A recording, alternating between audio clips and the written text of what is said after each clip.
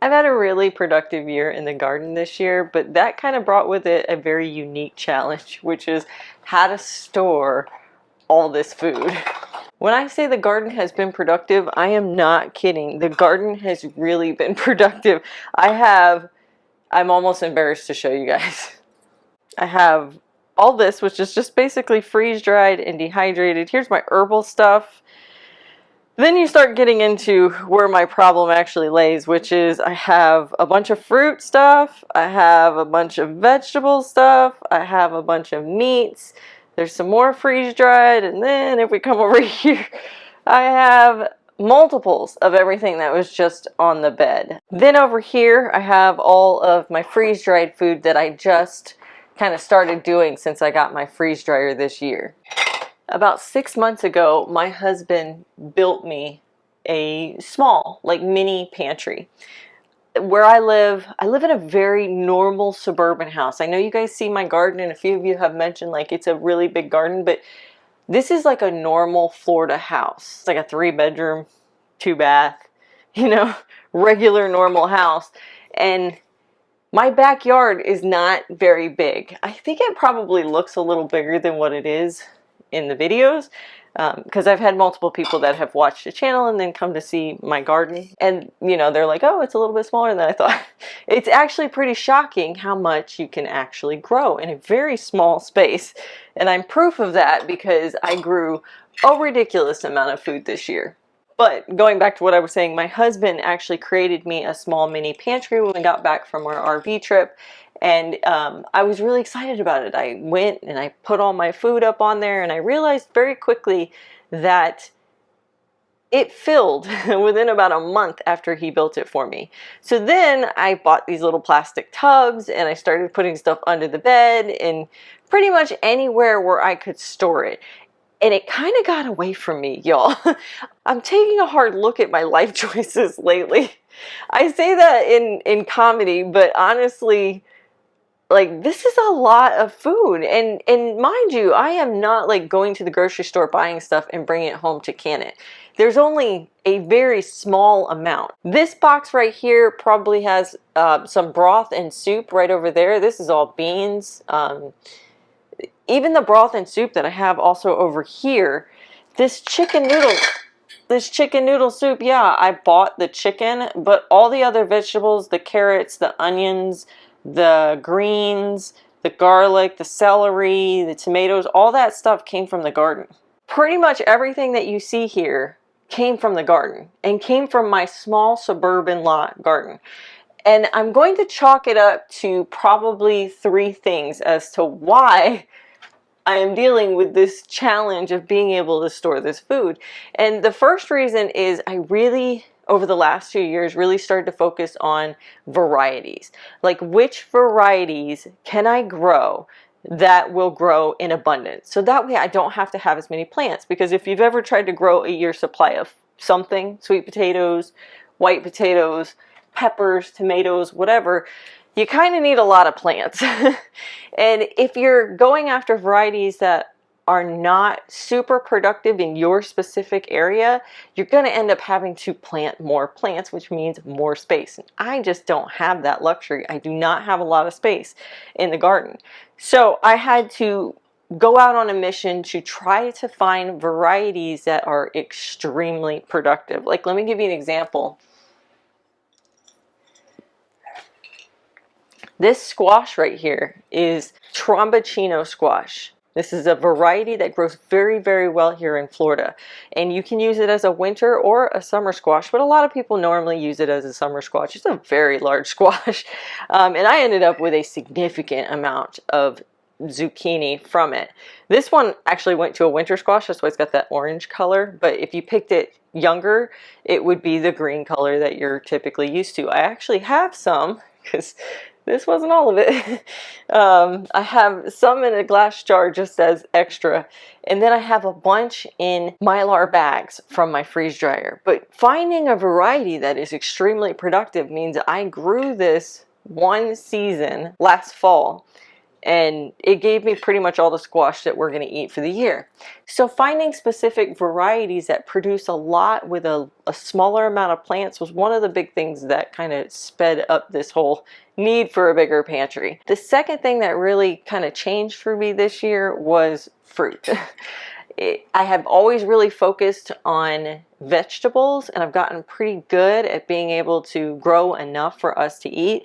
But fruit was always a problem for us. I think the last time I did a video on, you know, how to grow a year's worth of food, which I'll put that at the end of this video. It's a really good video where I just kind of talk about how I go about growing enough food for my family. Fruit was one of the things that was on there that was like, we're only maybe 20% of fruit. This year that changed pretty dramatically.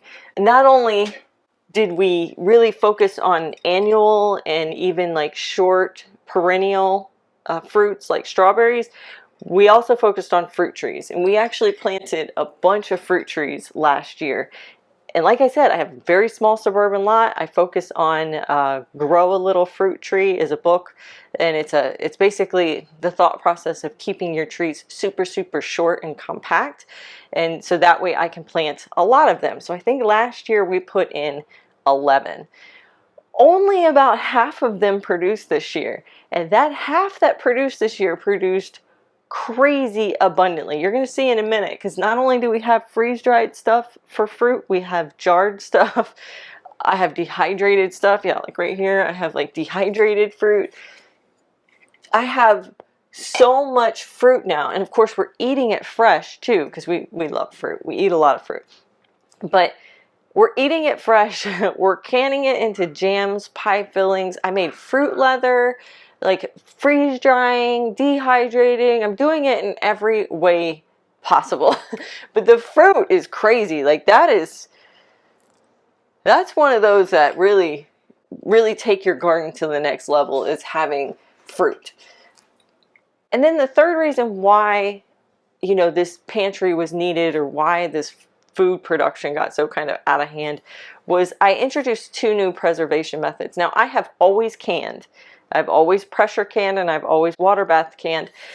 But getting out the pressure canner and getting it set up, and spending 3 hours of my life sitting in the kitchen watching the levels and making sure that the what is it, PSI or whatever, the pressure remains at a certain, you know, number, would discourage me from doing pressure canning a lot of the time. So I went and got a Presto electric pressure canner when my pressure canner broke. So mine actually broke, and I went and I replaced it with the electric one, which is basically like an Instapot. It works very similarly, but it is made for canning, for pressure canning.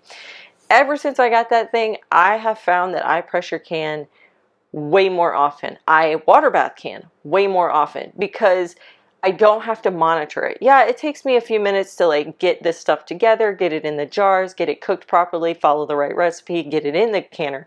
But once it's in the canner, I do not even have to be there. I can go to the store, I can go visit family, I can go out in the garden, I can do whatever I want. So that made it to where I actually started canning more often. I would do at least 1 batch a week. And that's how this has become a little bit out of control. The second preservation method was I got a freeze dryer this year. Guys, when I say that the freeze dryer is game changing, I am not underestimating this at all. It is very expensive. You know, I can't just sit here in good faith and tell you that it is not an expensive product. It is. It's an expensive product. There's a lot of reasons why we ended up getting one, and I have a whole video as to why we decided to make that move. And return on investment, or ROI, isn't necessarily something I think makes sense to purchase one at their current price. So if you're just trying to make money from your garden or save money, I'm not sure that this is exactly what you're looking for. Ask me in like 5 more years and I'll tell you. But right now, I would say probably not. They are very expensive. But I will say, if you're very much into getting rid of food waste, of really trying to grow as much as possible and eat as much as possible, and maybe you're not the biggest fan of dehydrated food, or maybe you're not the biggest fan of canned food because it gets kind of mushy, man, freeze-dried food, whole nother level. And when you freeze dry it, and then you can eat it freeze-dried, which is what I do with like these strawberries or these mulberries, it's very delicious, great little snack. But you can also rehydrate them, and they are almost almost the same as fresh. They still have like a little bit of softness to them, but not like canning. It's certainly not like dehydrating. If you rehydrate a dehydrated product, it is nowhere near what it was when it was fresh. A freeze dryer, it actually is. It's a pretty big game changer for me. I'm about to order some more Mylar bags. I have a bunch of stuff that needs to be freeze dried. I have some white potatoes. I want to make mashed potatoes. I have some sweet potatoes that are almost at a year, so I need to preserve them in some way. I can tell you right now, by getting this freeze dryer and getting this Presto electric canner, I have preserved way more without even realizing it. So much so that my husband built me a pantry. My house did not come with a pantry. There's not really a great place for a pantry. So what we decided is we kind of looked around the house trying to figure out where we're going to put all these jars. Right now they're underneath our bed. Then we decided, you know what, we're going to take our spare bedroom, because that's where we're at. In the spare bedroom we have the freeze dryer, and these were all underneath the bed. And we're going to convert our spare bedroom closet into a pantry. I know that sounds really weird, because you're like, probably like, what about when you have guests over? We thought about it over the last 4 or 5 years that we've been in this house. Whenever we've had guests stay here, even when they stay for weeks, nobody ever used the closet. The closet was always empty. So we're like, you know what? This would make the perfect pantry. And so my husband, being the sweetheart that he is, absolute my hero, he was like, honey, you have these jars everywhere. Let me just build you a pantry. And so he did. And I know that a few of you are going to probably ask the question of like, hey, are these going to support the jars? And I asked the same question. And so what he tells me, and I don't know all this stuff, so feel free to ask questions and I'll ask him. But the things at the top here, these type are Lexus? Oh. Anyway, it's a type of closet, and they are meant for closets. But these ones down here where the jars are and the brackets that they're attached to against the wall here, these are meant for like heavy duty things like garages, you know, warehouses, those kinds of things. So we're gonna put it to the test, and if you are interested in something like this, because it is much easier to put up than trying to build all wooden shelves, just keep a watch out. Make sure to hit subscribe and hit the notification bell so that whenever I'm giving you an update on the pantry or about canning, you can see if these guys are holding up, and I suspect they will. My husband is an exceptional builder. Like, he builds, fabricates things. I mean, he basically could build a house from the bottom up, and I think he might have when he was younger. So I have full faith that these guys are going to hold up, and if they don't, he'll build something else. So I'm going to start out next by getting these tubs down, and we're going to get the Mylar bags in the tubs and up on the top shelf, and then we'll arrange the jarred freeze-dried items.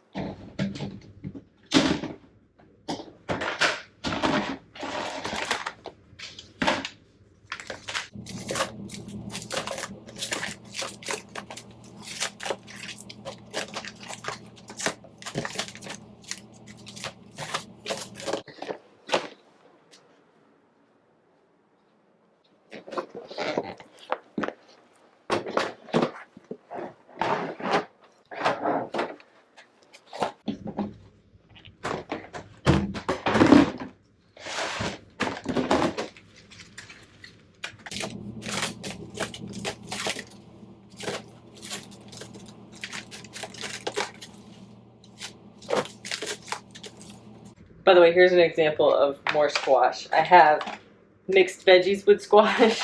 That's that Tramontina squash. I have roasted squash puree,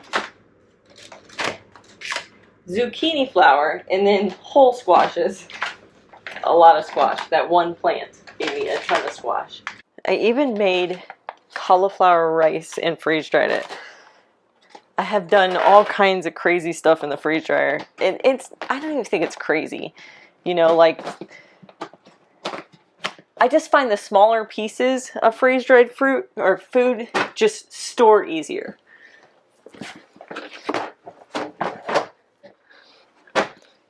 And that's probably why I take things like the strawberries that are whole, that I want to keep whole, and put them in jars.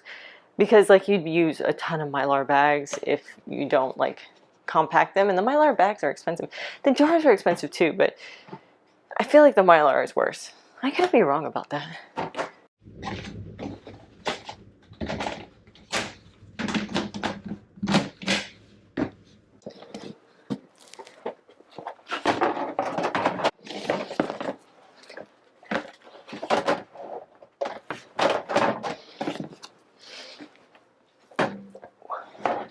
Now let's start figuring out where I want to put the rest of the freeze dried. I think I'm going to do like fruits, vegetables, whole meals. I think that's what I'm going to do.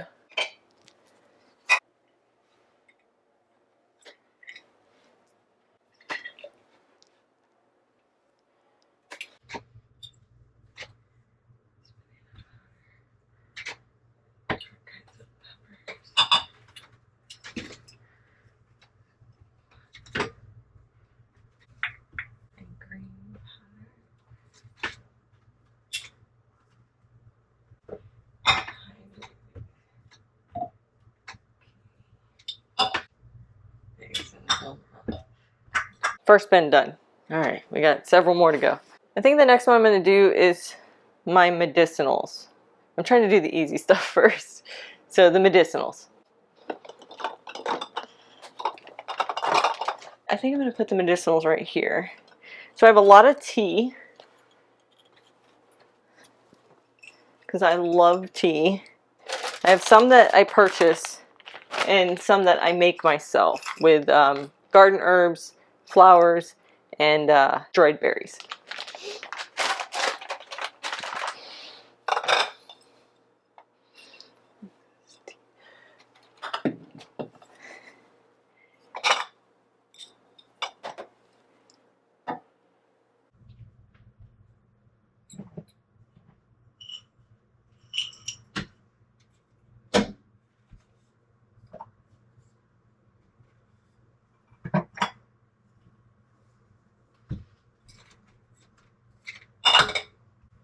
And then I have all my flowers, which is like chamomile, bee balm, calendula, then moringa, what's this one? Echinacea, lavender. And then I have my oils. These are ones that I have recently done. I have calendula oil, oregano oil. Oh, this one's leaking, isn't it? I had one leaking because I had unscrewed the top. I've got citronella oil. I also have a few other things brewing right now because I'm going to be doing a medicinal recipe video very, very soon. So I've got some stuff like bee balm, oxymel, bee balm tincture, borage tincture. So I've got a lot of stuff coming up. The next one I want to work on is the fruits. So I do have some stuff that I did not can. This is from my trip to Baker's Creek when we were traveling. So I have a few of those, and then I have the stuff that I actually canned. So I think we're going to work this in sections of, I'm going to start down here, and we're going to do jams, pie fillings, whole fruit, and then maybe the juices will go back here.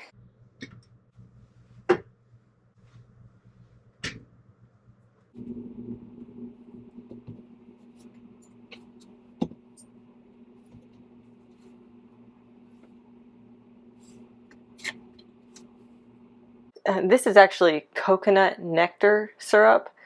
So I'm going to put this down with like the honeys. I haven't even talked to you about what's on the bottom shelf. But we will get into that, I promise.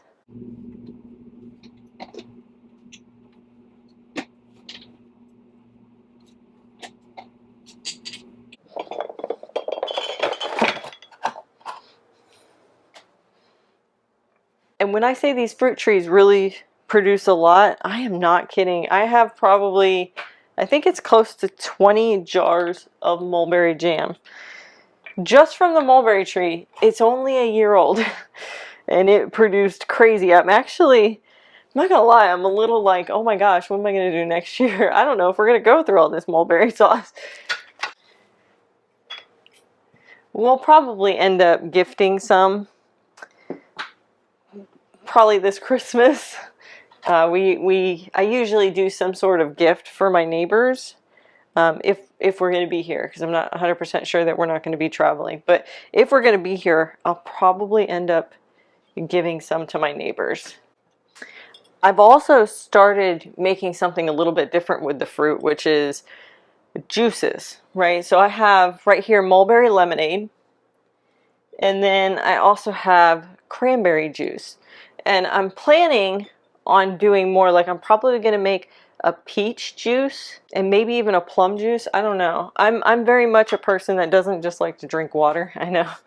My husband gets on me all the time for it, but I don't like drinking water. So what I can do is I can make these concentrated juices. I pour a little bit into a pitcher and then I fill the rest of it with water. That way I'm getting hydrated, but it still has a good taste to it. And it's completely organic. I made it myself. I can feel a little bit better about drinking basically syrupy drinks. I got my juices over here, so I'm probably going to move the pie filling over a little bit, because I have peaches that are coming in, and so peaches are going to take up a spot. You know what? Let's put the juice up here, because I've got peaches that are coming in. That's going to be jam. It's going to be whole peaches. It's going to be peach juice. And it's going to be peach pie filling. I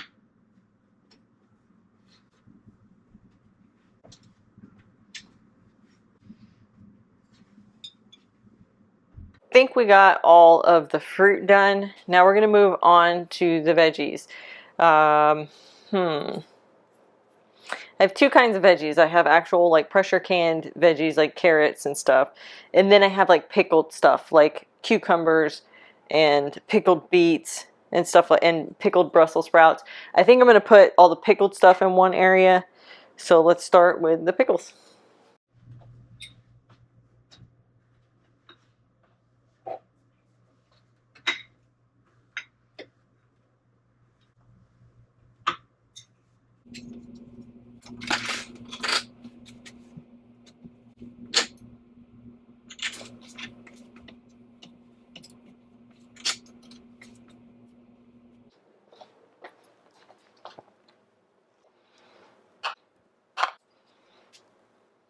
I'm kind of figuring this out as I go. So I have my pickled stuff. So what I'm trying to figure out is what I should do for the veggies. So I have some veggies, but I also have some sauces like salsa verde. And I'm planning on doing like some ketchups and mustards and stuff like that. So I think what I'm going to do, I think I'm going to put the sauces here and the actual veggies here. Start with the carrots. I made a bunch of honey carrots, and I like them. I think what I would do next time differently is I would reduce the salt. The salt that they had in there was too much for me. And bone broth has salt too. So I think the combination of the bone broth and the salt made it a little too salty for a sweet carrot. Like if it was a regular carrot, it'd be fine, but these are honey carrots. So just a little too salty for me. And that's salsa right there. Salsa verde. Greens. I gotta figure out what I'm doing with these greens, to be honest with you. These are old. I made these in 2021, and usually I like to go through things within, 2, maybe 3 years. But this is getting a little old. I think the reason why it's taking me so long to use this stuff is because I don't really like it that much. But I'm just being completely honest. Greens I like a lot better frozen, like blanched and then frozen, instead of canned. They kind of just turn to absolutely nothing. I've left a lot of room on the veggie shelf just because I have just a ridiculous amount of tomatoes in my freezer right now. So I'm going to be making diced tomatoes. I'm going to make tomato sauce. I'm going to make salsa. And then I don't know what else. I definitely need to make a few other things other than that. So if you guys have some ideas on what I should make with all those tomatoes, definitely head down to the comments. Leave me a note because I need some inspiration. All right, so the last thing we have here. Oh, you know what? I got some sauce. I didn't realize I had spaghetti sauce. This is my problem. This is what the problem was with my tiny pantry and half the stuff being under the bed. I didn't know what I had. So I didn't realize I have spaghetti sauce. So I only got 3, so I definitely want more. Let's see, where can I put this? All right, now I think we're good. The rest of this is whole meals or meat products or beans. So let's start with, I think we're going to start with the broth. And we're going to put that on that top shelf right there.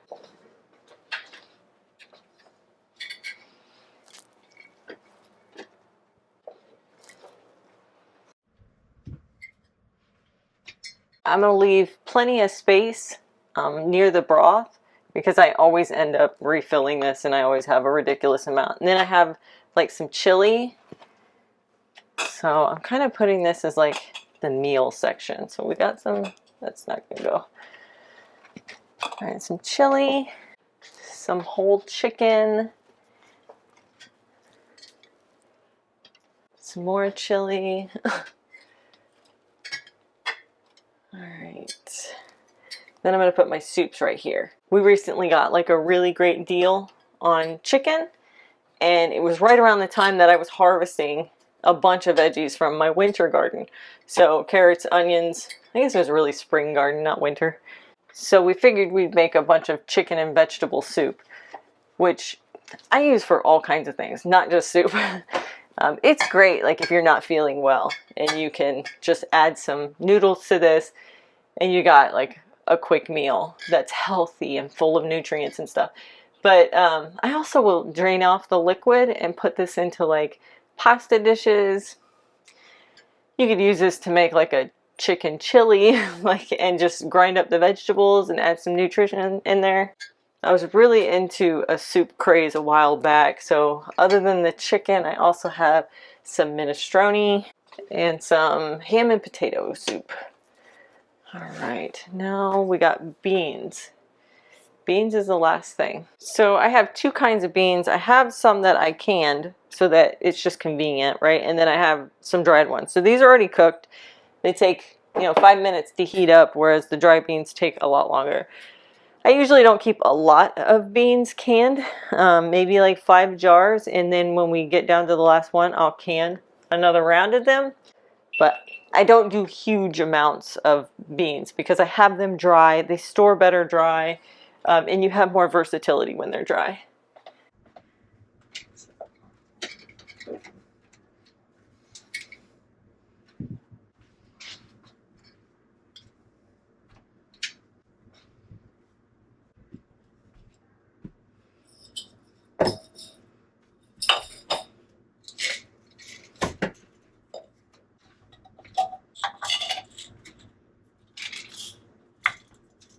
So we got everything cleared off and a bunch of empty totes.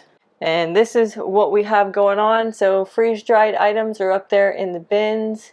Then we've got our freeze-dried fruit on this side, freeze-dried vegetables, freeze-dried like meats and proteins. I'm gonna put my canning supplies and stuff right here.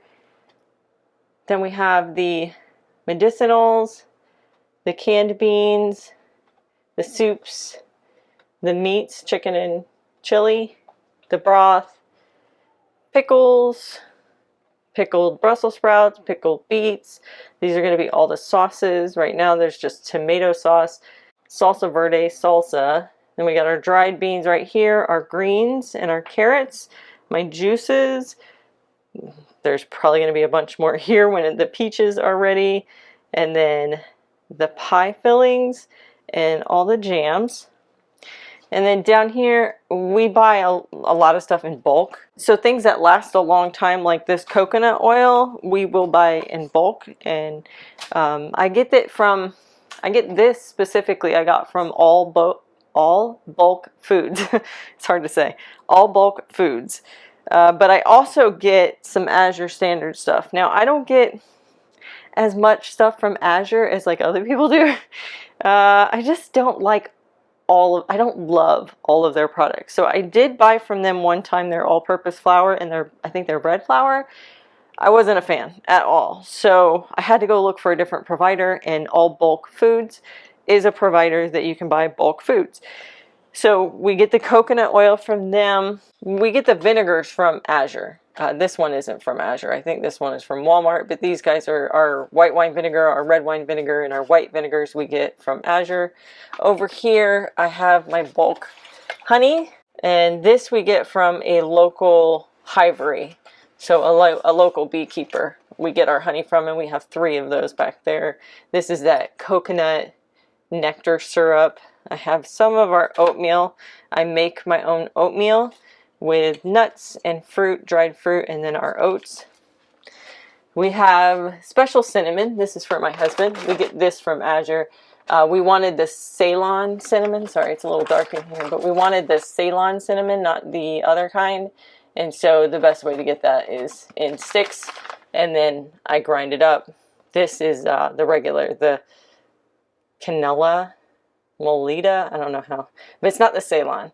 And so we use this for cooking and around the garden, and this one he uses for his protein shakes. He adds that. I know it looks like a bottle of vodka. It is not. I mean, I guess it is. It is a bottle of vodka.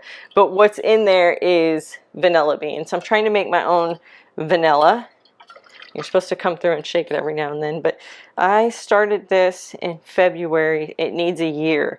So it's just the vanilla beans are in a bottle of vodka, and it just needs to sit for a year. Besides that, we also have the bulk items. I love these bins. If you guys are interested in them, I'll get them down into the description for you. But they are very tight. But these bins, they have all of our dry goods, and it keeps any kind of bugs and stuff out of them, which I absolutely love. So we have, they're really heavy though. All right, so we have sugar, all-purpose flour. I believe that's the almonds, because we like to make almond milk, almond flour, those kinds of things. We have a bunch of mixed nuts, and then we have oats, bread flour. I have different kinds of mixed beans. We had bought these years ago before I started really growing my own, so they last forever. So we've got some red beans and some mixed beans. So I think there's like, let's see here. Oh, this isn't mixed beans. It's mixed beans and rice. It's not really mixed beans. It's black beans and white rice. So I gotta update the label. So I'm kind of obsessed with labeling, and the fact that that says mixed beans and rice is really gonna bother me. So I'm gonna get my label maker out, and we're gonna call that black beans and rice.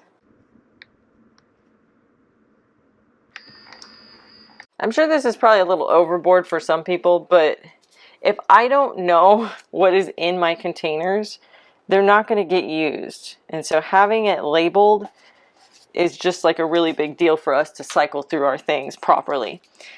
And so speaking of which, since I have all these labeled, the jars are labeled, I want to label the bins at the top, which are the freeze-dried stuff. We have raw eggs. I know that sounds weird. But you just add water and it's like having scrambled eggs. So we're going to do raw eggs. And then we have whole vegetables, fruit, and powders. I know powders probably sounds kind of funny, but it's going to be thing like green powder. So I made like a bunch of greens. I just took a bunch of greens from the garden and blanched them and freeze-dried them and turned them into a powder. I think we also have like zucchini flour. And we have like pumpkin puree powder.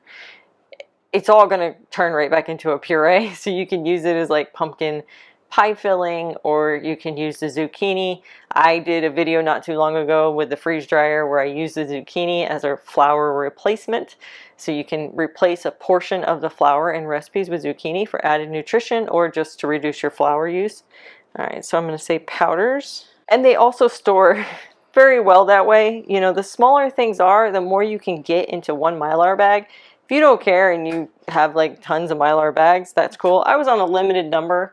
I'm going to order some more, and I think I won't be as stingy with my Mylar bags once I order some more. So the last one is veggies.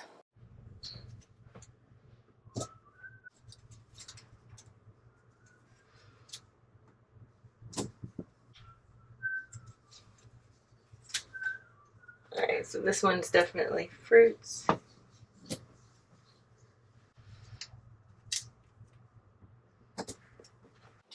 And there you have it, my new pantry that now lives in my spare bedroom. I am beyond excited about this pantry. Just being able to see all this stuff means we're going to use it more appropriately. You know, stuff that's been hiding under the bed, I totally forgot. Like I think I keep a very good mental list of everything that I have in there, but I forgot we had spaghetti sauce. So that's good to know because I'm just about to start canning tomatoes, and if I didn't know that, I would probably end up canning more sauce than what we need. And I'm trying to just can and preserve the stuff that we need. And that backtracks, right? So I only want to can what we're going to eat in like a year to 2 years. But then that backs up to how many plants I need to grow, right? So I need to know 6 months in advance what I have available. So having this new pantry, I am so excited. I hope you guys had fun hanging out with me today. I had fun hanging out with you. Get in the kitchen, get those garden veggies preserved in some way, freeze them, dehydrate them, can them, whatever you can do so that you can enjoy them later. Happy gardening, guys, and happy preserving.